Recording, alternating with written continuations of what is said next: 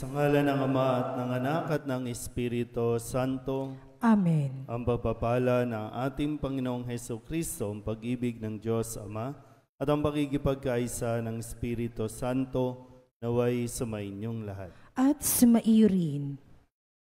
Mga kapatid, tinipon tayo bilang mga kaanib ng angkan ng Diyos, kaya dumulog tayo sa maawaing Panginoong nagpapatawad ng lubos. Sinugong tagapagpagaling sa mga nagsisisi, Panginoon, kaawaan mo kami. Panginoon, kaawaan mo kami. Dumating na tagapaganyayang mga makasalanay magsisi, Kristo, kaawaan mo kami. Kristo, kaawaan mo kami. Nakaluklok ka sa kanan ng Diyos Ama para ipamagitan kami. Panginoon, kaawaan mo kami. Panginoon, kaawaan mo kami. Kaawaan tayo ng makapangyarihang Diyos, patawarin tayo sa ating mga kasalanan at patnubayan tayo sa buhay na walang hanggan. Amen. Manalangin tayo.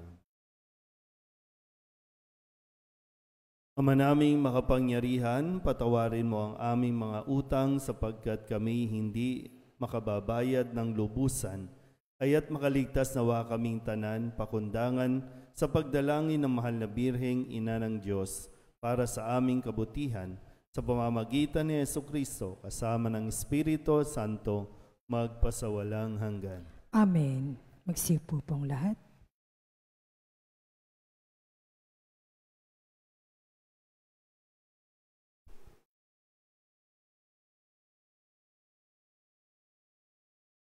Pagbasa mula sa sulat sa mga Hebreo. Mga kapatid, lagi tayong maghandog ng hain ng pagpupuri sa Diyos sa pamamagitan ni Jesus. Pagpupuring nagpapahayag ng ating pagkilala sa Kanyang pangalan. At huwag nating kaligtaan ang paggawa ng mabuti at ang pagtulong sa iba, sapagkat iyan ang haing kinalulugdan ng Diyos. Pasakop kayo sa mga nangangasiwa sa inyo. Sila'y may pananagutang magbantay sa inyo at magbibigay sulit sila sa Diyos ukol dito. Kung sila'y susundin ninyo, magagalak sila sa pagtupad ng kanilang tungkulin. Kung hindi, sila'y mahahapis at hindi ito makabubuti sa inyo. Ang Diyos na pinagmumulan ng kapayapaan, ang siyang muling bumuhay sa ating Panginoong Hesus na naging dakilang pastol ng mga tupa dahil sa kanyang dugo na nagpatibay sa walang hanggang tipan. Naway ipagkaloob niya sa inyo ang lahat ng kailangan ninyo upang maisagawa ang kanyang kalooban at sa pamamagitan ni Jesucristo ay gawin niya sa atin ang nakalulugod sa Kanya. Papurihan nawa si Kristo magpakailanman. Amen. Ang salita ng Diyos. Salamat sa Diyos. Saan mong tugunan ang ating pong itutugon? Pastol ko'y Panginoong Diyos, hindi ako magdarahop. Ulitin po natin. Pastol ko'y Panginoong Diyos, hindi ako magdarahop. Panginooy aking pastol, hindi ako magkukulang. Ako'y pinahihimlay sa mainam na pastulan, at inaakay niya ako sa tahimik na batisan. Binibigyan niya ako niyong bagong kalakasan. Tugon, Pastol ko'y Panginoong Diyos, hindi ako magdarahop. At sang-ayon sa pangako na kanyang binitiwan, sa matuwid na landasi, doon ako inaakay. Kahit na ang daang iyo'y tumatahak sa karimlan, hindi ako matatakot pagkat ika'y kaagapay. Ang tungkod mo at pamalo, ang gabay ko at sanggalang. Tugon, Pastol ko'y Panginoong Diyos, hindi ako magdarahop. sa harapan ng lingkod mo, ikaw ay may handang dulang. Ito'y iyong ginagawang nakikita ng kaaway. Nalulugod ka sa akin, na ulo ko ay langisan, at pati na ang kalis ko ay iyong pinaaapaw. Tugon, Pastulko'y Panginoong Diyos, hindi ako magdarahop. tunay na ang pag-ibig mo at ang iyong kabutihan sa saakit tataglayin habang ako'y nabubuhay. Doon ako sa templo mo, lalagi at mananahan. Tugon, Pastulko'y Panginoong Diyos, hindi ako magdarahop. Magsitayo po ang lahat.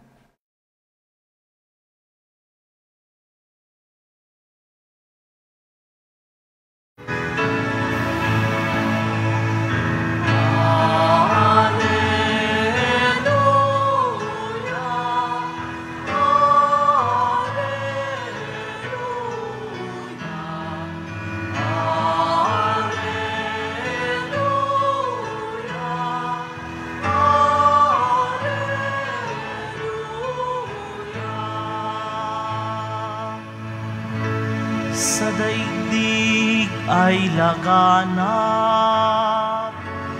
liwanag na sumisikat,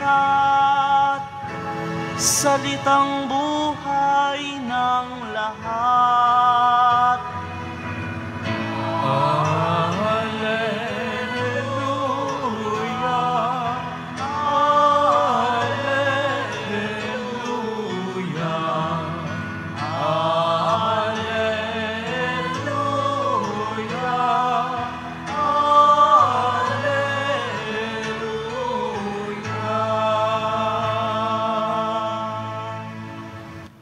Sumainyo ang Panginoon. At sumaiyo rin. Ang mabuting balita ng Panginoon ayon kay San Marcos. Papuri sa iyo, Panginoon. Noong panahong iyon, bumalik kay Jesus ang mga apostol at iniulat ang lahat ng kanilang naisagawa at naituro. Napakaraming taong dumarating at umaalis. Ano pat, hindi na makuhang kumain ni Jesus at ng kanyang mga alagad. Kaya't sinabi niya sa mga ito, magtungo tayo sa isang ilang na pook upang malayo sa karamihan at makapagpahinga kayo ng kaunti. Umalis silang lulan ng bangka at nagpunta nga sa isang ilang na dako. Ngunit maraming nakakita sa kanilang pag-alis at nakilala sila. Kaya't mula sa lahat ng bayan, ang mga tao'y patakbong tumungo sa dakong pupuntahan ni na Jesus at nauna pang dumating doon kaysa kanila. Paglunsad ni Jesus, nakita niya ang napakaraming tao. Nahabag siya sa kanila sapagkat para silang mga tupang walang pastol. At sila'y tinuruan niya ng maraming bagay. Ang mabuting balita ng Panginoon. Pinupuri ka namin, Panginoong Hesukristo. Isang magandang umaga po sa inyong lahat. Huling araw na po ng ating ika-4 na linggo sa karaniwang panahon. Nakaka-4 na linggo na po. So mamayang gabi, yung transition para sa ika-5 linggo sa karaniwang panahon. Kamusta ang inyong buong linggo? Ha? Sino mga nagtatrabaho sa inyo? Yung iba, asa. Siyempre, iba nagtatrabaho, hindi man sa trabaho sa opisina, iba nagtatrabaho sa bahay. At hindi nauubos ang trabaho. Pag naubos ang trabaho ng opisina, tsak, magsasara na yan. Kaya sana ma-appreciate natin yun, no? Na habang may trabaho, pag-igihan din naman natin. No? Ibigay natin kung ano yung hinihingi sa ating lahat. Ganun din naman, pag sa bahay, mga gawaing bahay, hindi naman natatapos at hindi nauubos. Nagpapalit tayo ng damit, nagluluto tayo, kaya hindi yan mauubos. Napapagod tayo. At normal naman yung mapagod. Pero tingnan po muna natin at balikan natin ang mga naging mensahe sa mga kwento ng Ebanghelyo natin sa linggong ito.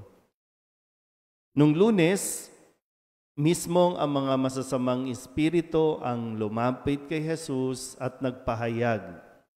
kinilala nila kung sino si Jesus. Ang sabi ng mga masasamang espiritu, Jesus, anak ng kataas-taasang Diyos, ano ang pakialam mo sa akin? Huwag mo akong pahirapan, alang-alang sa Diyos. Pero mo yun, no? Sabi nung demonyo o nung masamang espiritu, anong pakialam mo sa akin? Kung tutuusin, hindi naman yung demonyo, no, ang inaalala niya, kundi yung sinapian niya. Natakot lang yung demonyo. Pero biruin nyo, kahit ang demonyo, kinilala kung sino siya, ang anak ng kataas-taasan. Kabaliktaran ng mga taong naghahanap buhay. Kasi ang sabi ng mga tao na dahil namatay yung mga baboy, dahil doon sumanib yung masasamang espiritu, nawalan sila ng kabuhayan. Kaya sabi, umalis ka na dito sa amin. Pinaalis nila si Jesus dahil doon sa mga baboy. Dumating si Jesus para doon sa buhay ng tao, yung mga tao naman ay pinaalis siya para sa buhay ng mga hayop. Nakuha ba? Noong Martes naman, ang sabi sa kwento natin, dahil meron pong isang babae na 12 years nang may sakit, 12 years nang dinudugo, at kahit anong galing ng mga doktor o manggagamot noong panahong iyon, walang magawa para mapagaling siya. Tanging yung pananampalataya ng babae na nagsasabing, mahipo ko lang ang kanyang damit, ay gagaling na ako. At hindi siya nabigo. Gumaling siya. Nung Miyerkules naman, nung dumalaw si Jesus sa kanya mismong kababayan, hindi siya kinilala. Kaya nagtaka si Jesus sapagkat hindi sila sumampalataya. At nung Huwebes, ang sabi naman ni Simeon, nang dalhin si Jesus sa templo, nang gawin ni Maria at Jose ang ayon sa kautusan na dapat ang lahat ng mga batang lalaki o isinilang ay ihandog sa templo. Pero nung makita ito ni Simeon, nakakita siya ng liwanag. Araw-gabi, itong si Simeon ay naghahandog sa templo, naglilingkod sa templo. Kaya ganoon na lang yung kanyang kagalakan nang makita si Jesus. At ang paalala niya sa mga magulang ni Jesus, tandaan mo, ang batang ito'y nakatalaga sa ikapapahamak o ikaliligtas ng marami. Gising pa ba? Yuyukuan na kayo, no? Nung Biyernes naman, kahapon, ang sabi ni Juan Bautista, si Juan Bautista ay pinugutan ng ulo dahil sa kanyang pagpapahayag ng katotohanan. At ano yung katotohanan na ipinahayag niya mismo kay Haring Herodes? Hari na to, no? Ang sabi niya, hindi matuwid na kunin ninyo ang asawa ng inyong kapatid. Ito yung usapin sa pakikiapid, sa pangangalo niya. Kahit mapugutan ng ulo, ipinahayag niya ito. Yun ang kanyang misyon. Ang ipahayag at sabihin sa mga taong pagsisihan ang mga kasalanan. Hindi mainam, kahit pa marami ang gumagawa, sabihin pa nating uso ngayon yan, Father. Pero ang katotohanan, hindi yan mapapalitan. At ngayon, sa dami nga ng pinagdaanan natin, pinagdaanan ninyo, ang paanyaya ni Jesus, magtungo tayo sa isang ilang na puok upang malayo sa karamihan at makapagpahinga kayo ng kaunti. Yun yung relasyon, no? Hindi basta alipin o hindi basta trabahador ang turing ni Jesus sa mga alagad niya, kundi kasakasama. At doon ay pinahalagahan niya na kailangan ng pahinga ng mga alagad. Yung concern.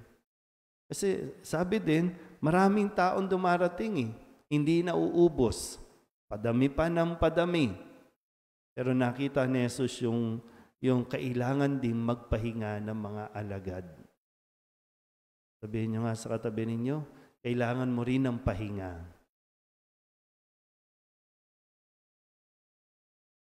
Kailangan natin, deserve din natin yan at deserve nyo yan. Huwag niyong kasi minsan, trabaho ka ng trabaho. Kahit linggo, nagtatrabaho ka. Pagod ka na. Pagdating ng pagod ka na, anong sasabihin mo? Lagi na lang ako, pagod na ako. Bakit? Pinagpapahinga ka, ayaw mo magpahinga. Kahit sa mga isipin sa buhay, hindi mauubos yan. Yung mga problema, noon pa mayroon ka ng problema, hanggang ngayon yung pa rin naman ang problema, di ba? Pero magpahinga ka naman. Yung mga hayop nga, pinagpapahinga kailangan magpahinga. Ikaw pa kaya? Kaya lang, baka trip mo talagang paguri ng sarili mo. No? Trip mo na yan Tapos drama-drama, emote-emote, feeling nakakaawa ka naman. No? Pag humarap ka sa salamin, mas maiinis ka kasi losyang ka na. Kasi pinabayaan mo din sarili mo. Si Kristo nga mismo, pinahalaga niya. Huwag mo pabayaan ang sarili niyo. Kasi minsan po, hindi sinasabing wag kang maging dedicated sa trabaho. Hindi ganon yung konteksto. Hindi.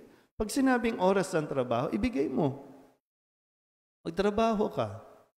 Pero tandaan mo, mamamatay ka, ang trabaho mo maiiwan yan.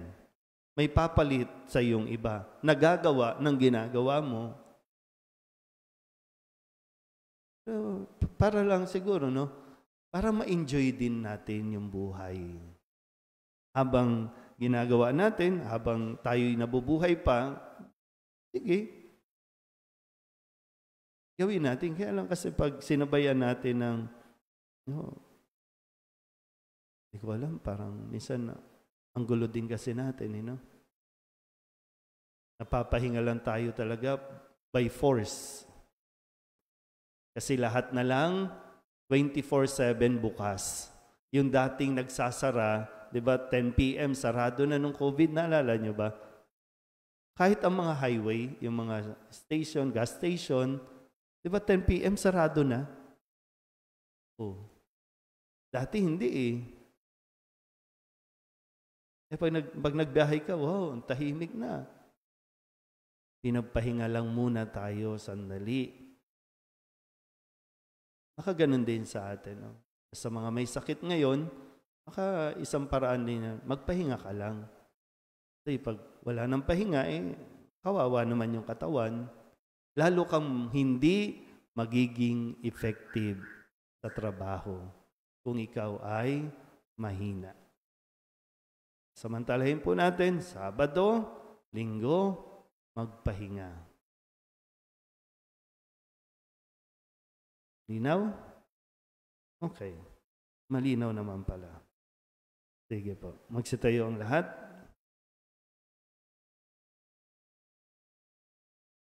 Mahabaging Ama, marapatin po ninyong dinggin ang aming mga panalangin sapagkat nananampalataya kami sa iyong anak, aming Panginoong Hesukristo. Lumalapit kami sa Kanya sa pamamagitan ni Maria. Bilang isang sambayanan, taimtim tayong manalangin at sabihin sa pamamagitan ng mahal na Birhen ng Soledad, Ama, pakinggan mo kami. Sa pamamagitan ng mahal na Birhen ng Soledad, Ama, pakinggan mo kami. Sa pamamagitan ng aming binyag, kami ay tinawag mo sa pananampalataya. Naway patuloy kaming tumugon sa tawag ng mahal na Birhen ng Soledad para sa pagbabalik loob, pagsisisi at pagtatalaga ng aming mga sarili sa Diyos. Manalangin tayo. Sa pamamagitan ng mahal na Birhen ng Soledad, Ama, pakinggan mo kami. Ama, idinudulog namin sa iyo ang mga pinuno ng aming pamahalaan. Ipagkaloob mo po sa kanila ang katapatan sa paglilingkod at naway kumilos sila para sa ikabubuti ng sambayanang Pilipino, lalo na ang mga nagugutom at naghihirap. Manalangin tayo. Sa pamamagitan ng mahal na Birhenes Soledad, Ama, pakinggan mo kami.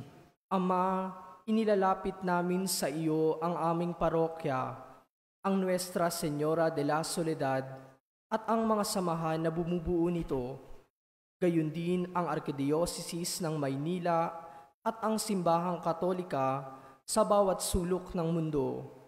Gawin mo kaming masigasig na makibahagi sa mga gawain ng simbahan, maging bukas palad sa pag-aalay ng sarili sa gawa at panalangin, at mamunga nawa ang lahat ng ito ng kabanalan, hustisya at kapayapaan.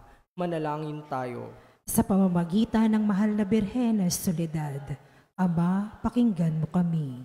Si Jesus ay nananatili sa ating piling sa Santisimo Sakramento. Kaya kami po ay nananalangin para sa bokasyon sa pagpapari upang patuloy naming matanggap ang pagpapala ng Eukaristiya na sentro ng Kristiyanong pamumuhay. Manalangin tayo. Sa pamamagitan ng mahal na Birhenes Soledad, Ama, pakinggan mo kami. Ipinakita ni Jesus ang kanyang pagmamalasakit sa mga may sakit. Kaya't natatangi naming hiling na lingapin mo at palakasin ang mga kapatid naming may karamdaman at nanghihina. Manalangin tayo. Sa pamamagitan ng mahal na Birhenes Soledad, Ama, pakinggan mo kami. Idinadalangin namin ang lahat ng mga kapatid naming yumao na patawarin ang kanilang kasalanan at gantimpalaan sila ng tahanan sa langit. Manalangin tayo. Sa pamamagitan ng mahal na Birhenes Soledad, Ama, pakinggan mo kami. Bilang ina, ipinakita ni Maria ang mga mabubuting katangian, lalo na ang katapatan, pagpapakumbaba, pagsunod at kalinisan, upang hindi maging hadlang sa misyon ng kanyang anak. Kaya itinataas namin sa iyo ang mga kababaihan at mga ina ng tahanan, na pagkalooban mo sila ng puso tulad ng kay Maria at maging inspirasyon nawa sila ng aming pamayanan at ng bawat mag-anak. Manalangin tayo. Sa pamamagitan ng mahal na Birhenes Soledad, Ama, pakinggan mo kami. Idulog din natin sa Panginoon ang ating mga personal na kahilingan at mga panalangin para sa ating mga pamilya. Kasama ang lahat ng mga kahilingan ng mga nanonood sa online. Lahat ng misang pasasalamat, espesyal na intensyon at mga kaluluwa na inihiling na ipagdasal sa misang ito.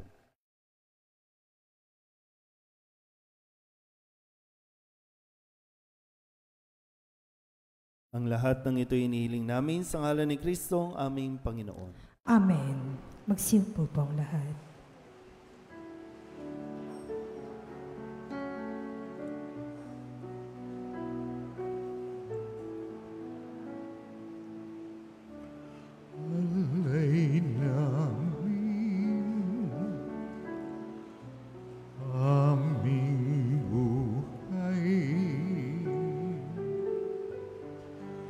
Bawat gala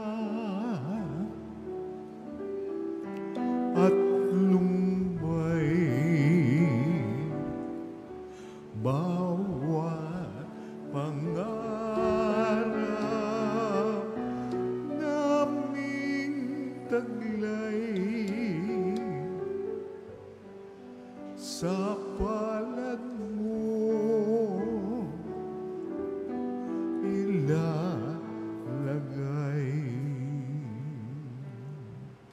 Manalangin kayo mga kapatid upang paghahain natin ikalugdan ng Diyos Amang makapangyarihan. Tanggapin nawa ng Panginoon itong paghahain sa iyong mga kamay, sa kapurihan niya at karangalan, sa ating kapakinabangan at sa buong sambayanan niyang banal.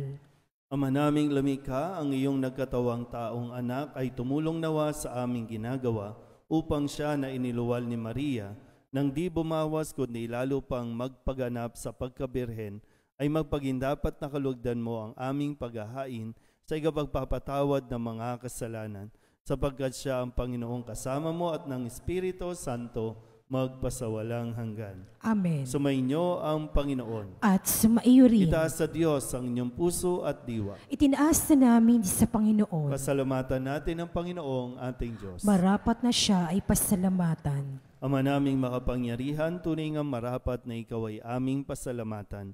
Bukod mong pinapalang maging ina ni Jesucristo, ang mahal na birheng nagpupuri at nagagalak sa iyo. Ikaw ang gumawa ng tanang dakilang bagay. Ikaw ang lumilingap sa lahat kailanman. Nilingap mo ang mahal na birhen bilang iyong abang alipin na iyong binigyan ng tungkuling kumalinga sa anak mong manunubos namin. Kaya kaisa ng mga anghel na nagsisiawid ng papuri sa iyo nang walang humpay sa kalangitan, kami nagbubunyi sa iyong kadakilaan.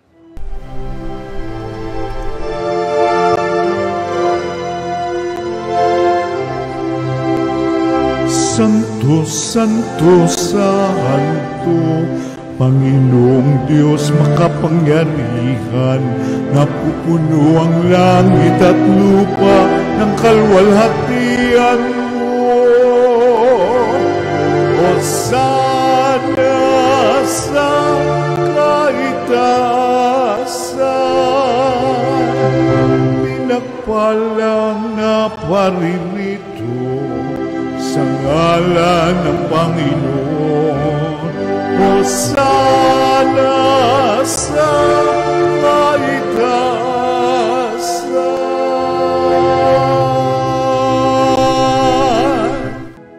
Magsilod po ang lahat.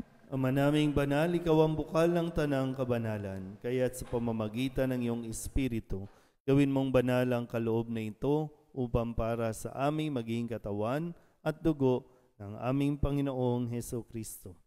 Bago niya pinagtiis ang kusang loob na maging handog, hinawakan niya ang tinapay, pinasalamatan kaniya, pinaghati-hati niya iyon, iniabot sa kanyang mga alagad at sinabi, "Tanggapin ninyong lahat ito at kanin, ito ang aking katawan na ihahandog para sa inyo."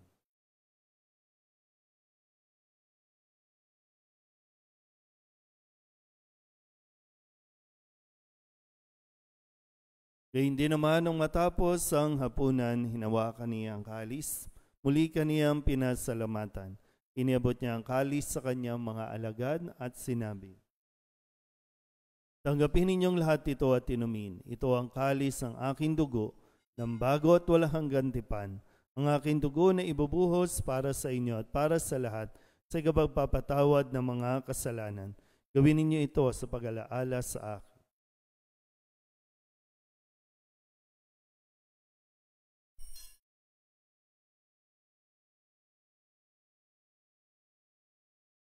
Ipagbunyihin natin ang misteryo ng pananampalataya. Si Kristo'y namatay, si Kristo'y nabuhay, si Kristo'y babalik sa wakas ng panahon. Ama, ginagawa namin ngayon ang pag-alaala sa pagkamatay at muling pagkabuhay ng iyong anak.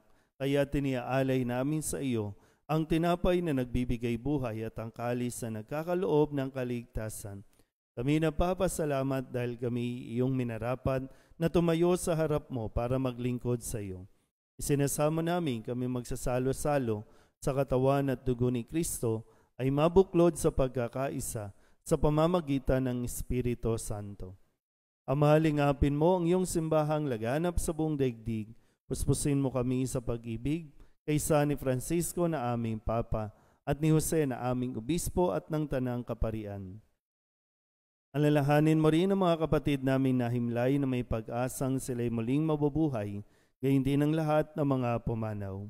Kawaan mo sila at patuloyin sa iyong kaliwanagan.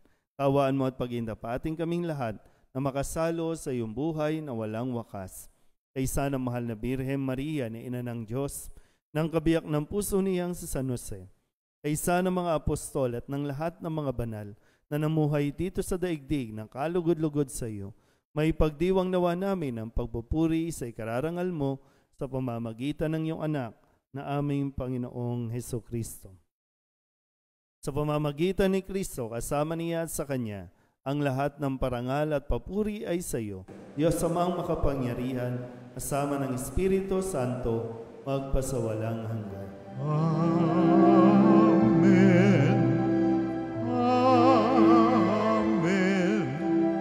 Amen.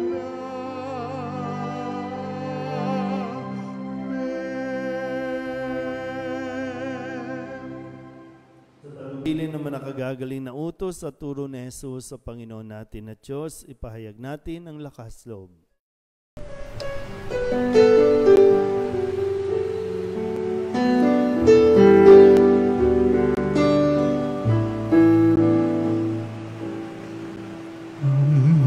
Namin sumasalang ka, sambahin ang ngalan mo, mapasamin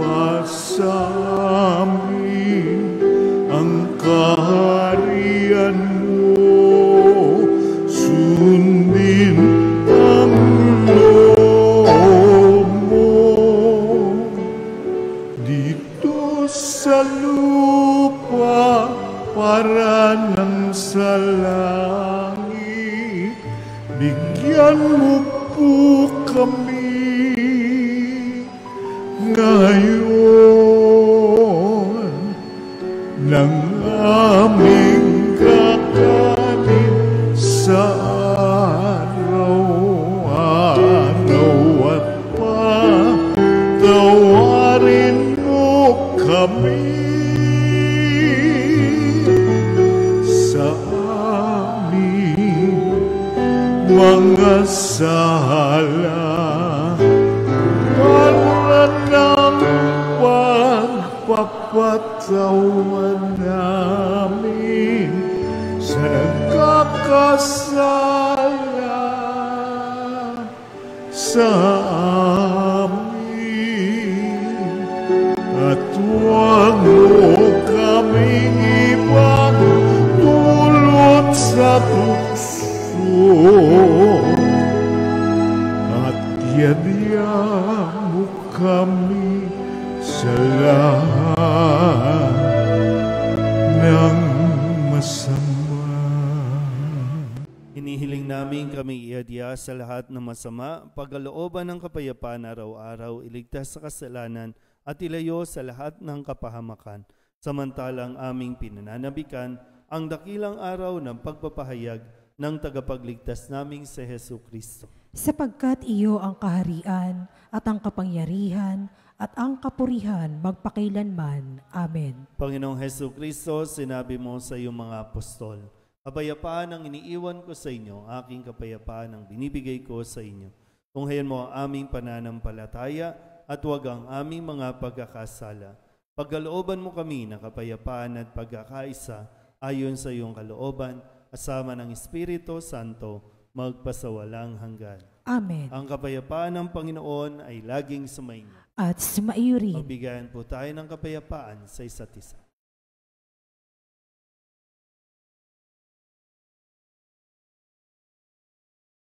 Kordero ng Diyos na nag-aalis sa mga kasalanan ng sanlibutan, maawa ka sa amin. Kordero ng Diyos na nag-aalis sa mga kasalanan ng sanlibutan, maawa ka sa amin.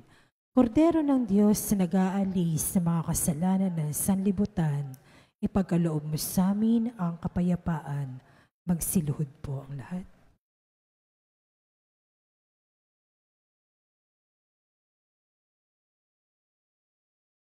Ito ang kordero ng Diyos. Ito ang nag-aalis ng kasalanan ng sanlibutan. Mapalad ang mga inaanyayahan sa kanyang piging. Panginoon, hindi ka karapat dapat na magpatuloy sa iyo, ngunit sa isang salita mo lamang ay gagaling na ako. Katawan ni Kristo. Amen.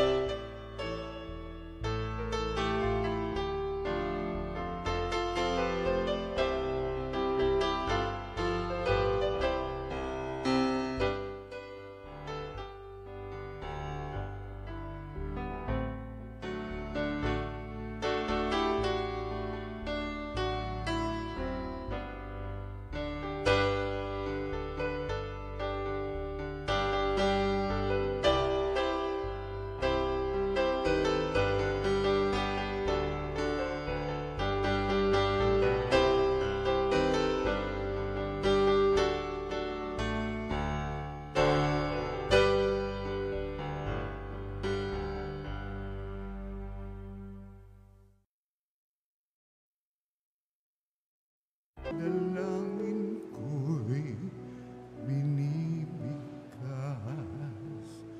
nang masilayan kang maaliwalas nang ibigin ka, Panginoon, buong wagas nang aking masundan ang iyong bakas.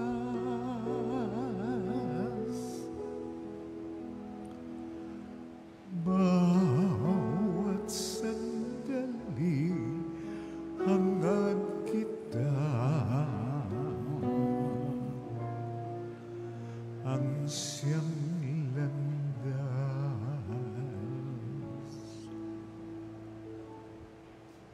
Angin tayo.